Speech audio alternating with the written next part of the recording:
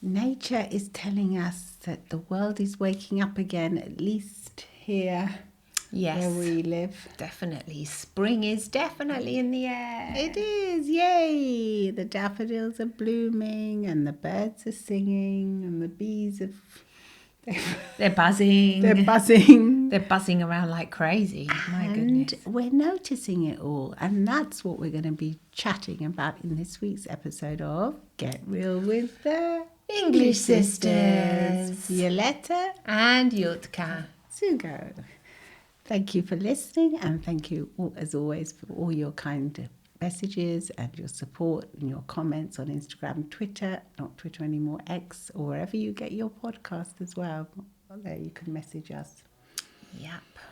There you go. I can actually hear while we're recording, you know, there's somebody out there with like tools. Yeah, but they're already cutting. They're cutting, and there's these like all these garden noises, like people are mowing the lawn. They're activated.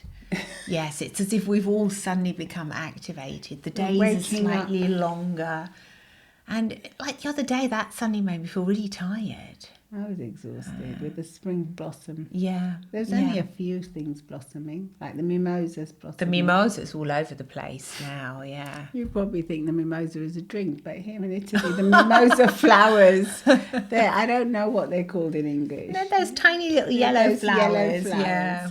Yeah, they're really... So they're in full blossom. Full blossom. The camellias in full blossom. Oh, yeah. Definitely, that's gorgeous. Mm-hmm. Well, your camellia tree has got bush has got loads of bees, hasn't it? It's packing. Yeah. The bees are. You have to stay away from it. I mean, they look pretty from afar, but if I go anywhere near it, like the other day I was sometimes just they go collecting. Near your hair, don't they? Oh God, yeah. You have to be careful with your hair. Because they poor can get things, they get entangled and then they get frenzied and then they can sting you. Only because they're frightened, otherwise they stay on the flowers. They do, yeah. And it's not like they want to go in your hair. It's not it's about... No, but sometimes they can smell the nice perfume of your hair, of the hair products. Yeah, maybe. And they can get attracted to... I'm already scared of them getting in my hair. Okay, don't think about it. Anyway, there's so much abundance in nature now. We can see everything growing, flourishing. Yeah, it's starting to grow, and isn't it? It's really beautiful. And sometimes we can forget how to live an abundant lifestyle, and we can go into lack and feelings of non-abundance and feelings of we haven't got enough, of not enough. And that's what we'd like to discuss in this week's podcast, about how to change that around so that you can actually focus and look for what the is abundance in your life. Yeah. Yeah, just like nature now is waking up and there's an abundance of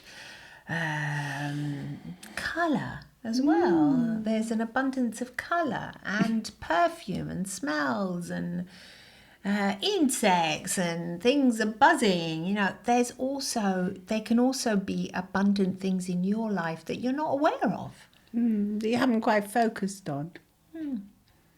So you might be so aware of them that you delete them because they have become normality for you. Oh, that's true. Yeah, because our brain, it's sort of like, okay, that's normal, so that's no longer a cause for concern, as to say. That's not something my brain has to take notice of or take great joy in because I'm used to that. But what about if we sort of become more wide awake and notice things that we take for granted? Well, yeah, our loved ones. Yeah. How many times we take them for granted, we shout at them. So many times, I think, or we're like we snap. We might be like, oh. Yeah, might not appreciate them fully. And then you think, they're special to me. They're so special, so why am I not behaving as if this is... something for me to think I have an abundant life because these people are in it. They might just be your neighbours that you say hello to across the fence. Or if you have a fence or somebody that you bump into, it might just be... But you can feel grateful for those people, for those connections. Of course you can feel grateful. You can. You can feel very grateful. But it takes a moment of mindfulness to do so. Yeah. It does. And that's when mindfulness comes into this, like attraction and abundance and very true. and attracting good feelings and attracting abundance and attracting.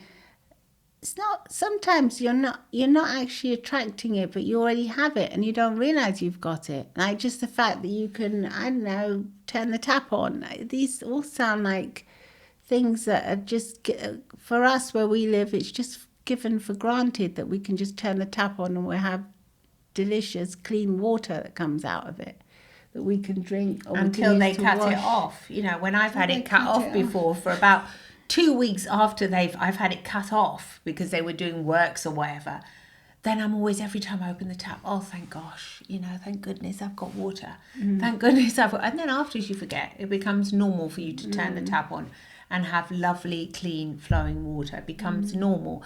And so you forget about that as well. And you forget how abundant that is, to have all that lovely, fresh water just coming out of your tap. Yeah, incredible. It's incredible. It's amazing. Or just being able to have all this lovely food that we have, that we can just buy and have and eat at any time. Abundantly. Yeah. Sometimes too abundantly. Too abundantly, where we should have to have restraint.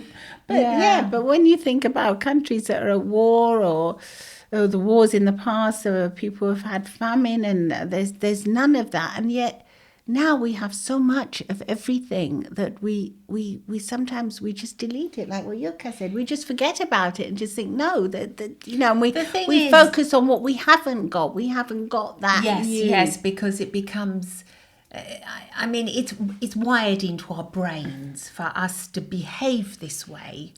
Because when you have something, you don't have to look for what you lack. Yeah, you feel safe. You feel safe, and so that's that. I mean, no, I don't know. Did I say that right? Well, anyway, what I mean is that we're wired to I'm getting to look for trouble. To look for trouble. That's yes, because in the tribes we have to watch out that you're not going to get raped or exactly. Your food isn't going to get stolen or something's not going to get stolen. So you're not wired to think, okay, the food is there now, I'm going to eat it, and I'm also thankful. So yes, but that's when a lot of religion comes in, and a lot of, you know, practices that where you are like consciously taught to stop before you eat and say thank you for the food we're about to receive.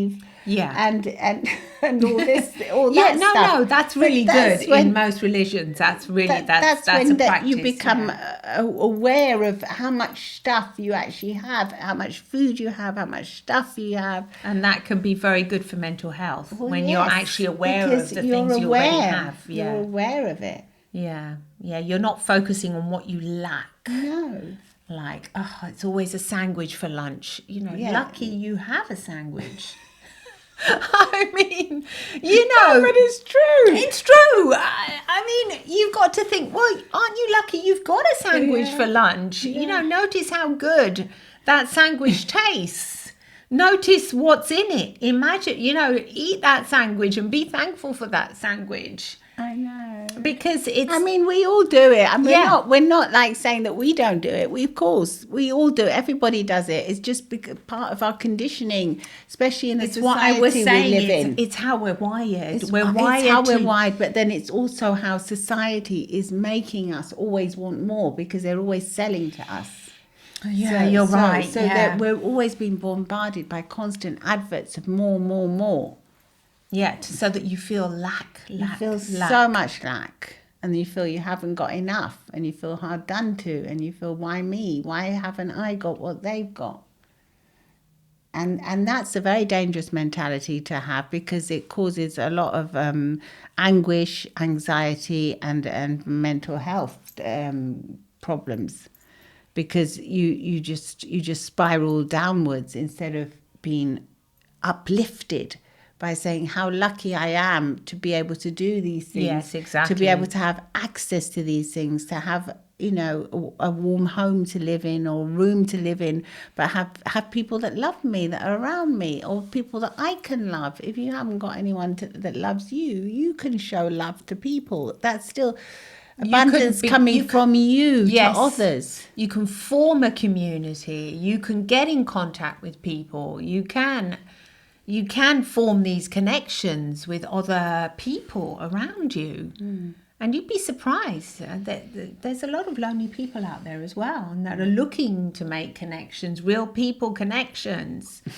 Not just because before we were chatting to... Esther was saying that how important it is for now for us as real people to have real connections with other people, and how sad she is that unfortunately the world is becoming more and more electronic and going more and more to AI, to devices, to looking for solace amongst technology.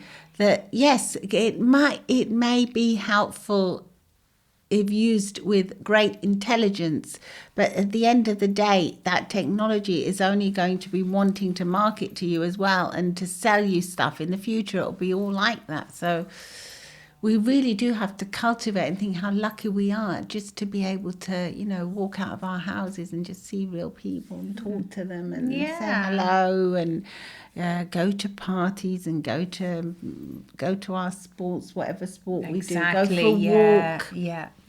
And if you just think about that, things. You can just think, how lucky am I? How lucky am I? Yeah. To be able to do all this stuff.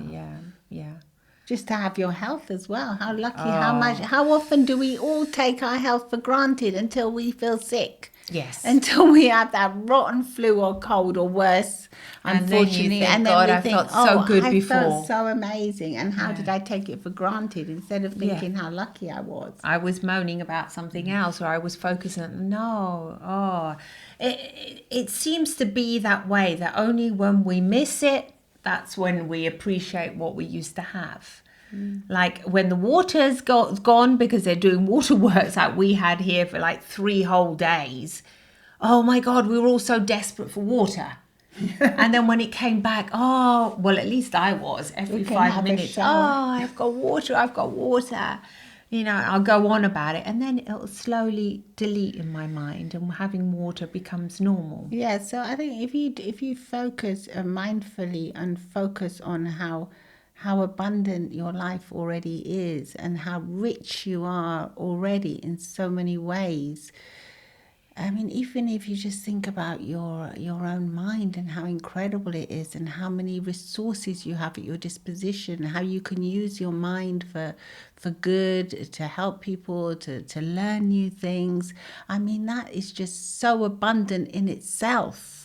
It's just, I mean, we can just go down to thinking that we're human miracles, really. We're miracles because we are amazing, magical miracles, all of us. And we take that for granted. Yeah. We take it for granted. We do take it for granted. We're so special. We can feel love. Yeah. We can have salty water come out from our eyes because we feel emotion. I mean, that's so beautiful, isn't it? That's taken for granted as well. But you can think, wow, we're the real thing. I know maybe this is coming on because we've been speaking about AI before, and we've been a little bit concerned about it ourselves. And I mean, my son the other day, he was saying again, he goes, I'm going to ask I'm going to ask Chatty what I'm going to cook tonight. And I thought, why don't you just ask me? Ask Chatty. He goes, oh no, because I've got one pepper, one this and one. I was just going to ask him for some recipes, Mum. That's all. And I thought, okay, but you can also ask me, because I used to make you all your food. It's okay, I can maybe come up with a creative solution. You don't have to just go to Chatty for a thing like I can see like where you ask for specific things, but it's what we were saying before. It's becoming more and more part of every day, and that can be okay. But it's also slightly concerning. It's becoming aware of it and using it in moderation. Yes, and to your advantage. It's addictive. So it's been designed to be addictive. So especially for young minds, it's very addictive, and it's dangerous, I think, really. Because it's not healthy. Because the marketing will come. Yeah, and it's not healthy. So this has got nothing to do with abundance. It's in abundance. It's there, because and it's in abundance, yes. But it can be used at our discretion, I think, and with great care. And it can be wonderful, and it can be amazing. I've used it myself. Helpful. I've used it for things that are amazing, like solicitors' advice and legal advice and things that have been, and then I remember asking my lawyer and saying, hey, I just put this on, on AI. What do you think of it? And he said, "Oh, that's pretty amazing." Yeah, no, I'm gonna. it's good for certain things. I'm gonna get. But I mean, we snippets were of like it. on the motorway here in Italy the other day, and it had a problem that it wouldn't open. The gate wouldn't open to let us through the pay toll. And my husband pressed on the button, and it said, "Where did you enter?" There was a voice, a man said, "Where did you enter?" And he said, "I entered here." And he said, "Sorry, can you repeat that again?" And I said to my husband, "It's an AI bot. It's not a real person." Really? Yeah. And he said, "Oh," and then the AI bot said, "Oh, sorry. Okay, I'll pass you on to an operator." A real and then person. a real person came on and asked it because my husband was trying to explain instead of just saying the exact precise location. Oh, right. The AI bot couldn't understand if it was too complicated, and it sent him off To a real person. But Yeah. but it's more and more that it's becoming part of our lives where we're not interacting normally every day with humans and like looking at them eye to eye. Yeah, you're so right about that. Eye to eye contact, just Even hearing a real voice, a real person that's answering you is nice because it's a real person. Okay, then have a nice. So I think we have to appreciate that more and treasure that. Think how abundant that is. It's still abundant, and Yes. hopefully it'll become more. Hopefully, I mean, there is a movement turning away from this, and there's more like social clubs But opening. it's Like my inevitable. daughter was telling me that these games clubs, these pubs are opening games that's nights, nice, and people are getting out and actually going and seeing all the.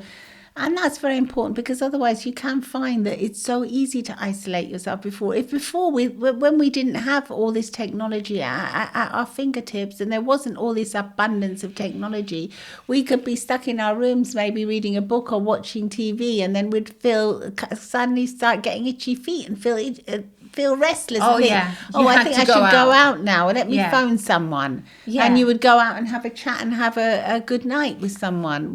You talk to a Whereas friend. now we can talk to people online for hours or talk to bots online for hours. You can shop online. Yeah, I mean, come it's on. What everything. is not online? Exactly, Basically everything.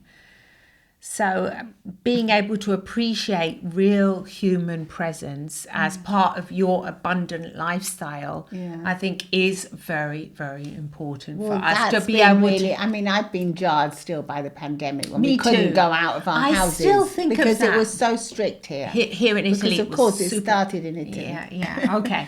But So- I mean, to be fair now, even as I still enter the coffee shop, I'll still look at the person in the coffee shop and feel warm and think, oh, I'm so happy to be able to go there and drive there, even though it was years ago now. But it was the most unusual thing happening to us, really, because it's never happened to us before that our actual freedom was taken away. No, totally. And there were police cars and that actually.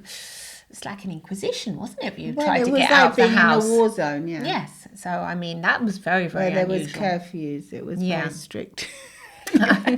It's not anymore now. It's abundant. was and going to be our happy because podcast. we can be together Yes. and cuddle each other. Yes. That's so true. And we can be cute and Yeah. have nice times together. And it's my birthday tomorrow. And We're going to be celebrating that tomorrow. Exactly. So we'll be having a great time. Yeah, I'm going to be feeling very grateful. Okay. So, Okay, she says. Don't go on about it. I've had enough of that. let us know what you're feeling grateful for. Look, I've said this about my birthday because I think as you get older, you can tend to not want to have a birthday. Well, yes. And not to people don't want to like feel to. grateful to be able to have a birthday and to celebrate a birthday. But I think it's important Of course it's important. to be able to still be happy Well, about you're your getting birthday. older, aren't you? Yeah. You're still here. Yeah, exactly. And I'm still here and I'm happy. So I think it's important. And if you think about it, you're not just older on that day. You've been getting older all year. Yes, and hopefully you've been getting a lot of feedback Mature, and hopefully, learning. and feedback and getting older and wiser, as they say. Exactly. Older and wiser. Or maybe not so wise, I don't know. You Well- tell us. well- Sometimes we can get more. We can get silly, can't we? Like the teenagers.